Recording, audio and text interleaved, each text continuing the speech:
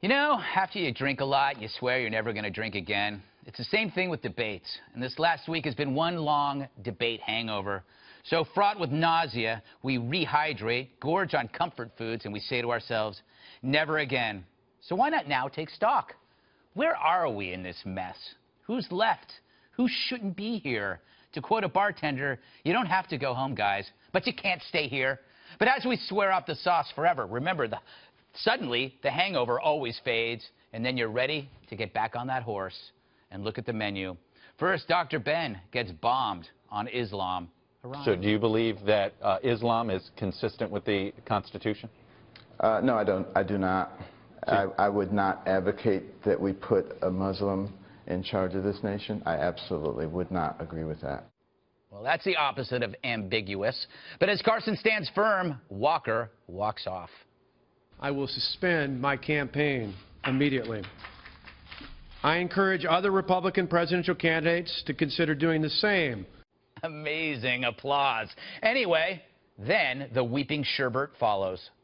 Just a few minutes ago, Speaker Boehner announced that he will be resigning.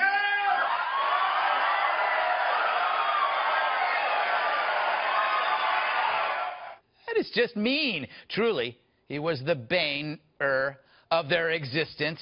And then another lump comes from Trump. I mean, you know, like you have this clown, Marco Rubio. I've been so nice to him. I've been so nice. I've been so nice. He really has. That didn't end well. And then Cruz lights a fuse.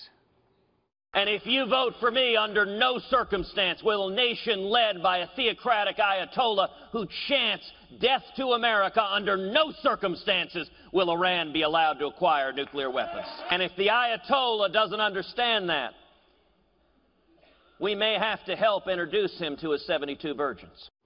What does he mean by that? Over the top? Maybe. Speaking the language that Iran's extremists might understand? Perhaps. But at least something positive came along. Buenos días a todos. Hello, everyone. If only he could run for president. But he wasn't born here. Not like that matters, am I right? But even with the Pope, things got polarizing. His stance on climate change is portrayed as moral by those who politicize it every day. And the coverage was nonstop, like we were tracking a package and not a pope. But it was a nice break from the nonstop fighting among Republicans. Imagine a bathroom wall where the graffiti keeps changing. That's the 2016 race, thanks to Twitter. And that's good and bad. It's bad in that the petty fighting is turning friends into enemies, just like Demi Lovato and Selena Gomez. Or for you boomers, Jerry Lewis and Dean Martin. We attack ourselves and not our adversaries. But it's also a good thing. Now everyone can fight and fight back. But for now, let's pace ourselves. Binging early is always bad. It's like getting trashed at the tailgate and then sleeping through the game.